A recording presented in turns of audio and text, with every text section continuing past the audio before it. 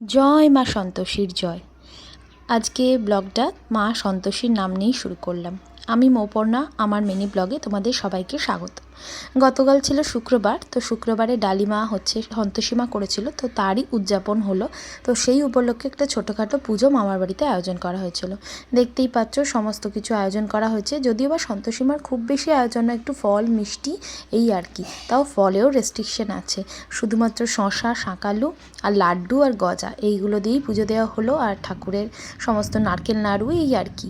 তো এই যে পুজো আচ্ছা হচ্ছে, ঠাকুরকে একটা নারকেল নিবেদন করা হয়েছে। তো আজকে হোমও হবে, এই যে হোমও হচ্ছে।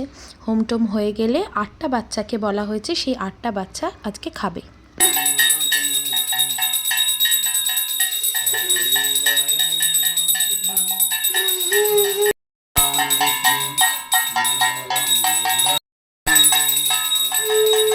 এই যে পুজো মোটামুটি সম্পূর্ণ হয়ে গেছে, তো ডালিমার অঞ্জলি দেওয়া হয়ে গেছে।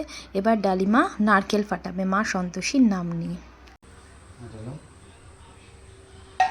জয় মা, মা সন্তোষী মা, জয় মা, জয় মা, জয় মা সন্তোষী।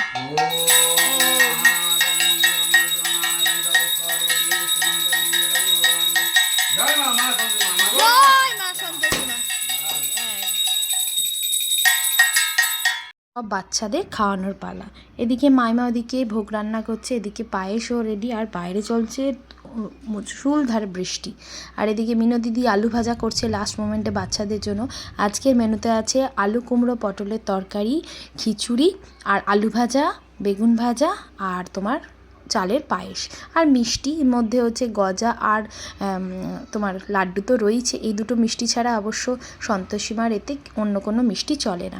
এই যে সমস্ত বালকদের জন্য আর কি, 8টা যে বালক তাদের জন্য মোটামুটি প্যাকিং কমপ্লিট। একমাত্র বালক যে বসে খাবে সে হলো আমার ছেলে, তো তাকেই সেটা পরিবেশন করা হচ্ছে। সেই বালক বসে বসে খাচ্ছে এবং আমরাও তার সাথে খেয়েছিলাম। এই হলো আজকে ছোট্ট ব্লগ। যদি তোমাদের ভালো লেগে থাকে তাহলে অবশ্যই এটা লাইক করে দিও।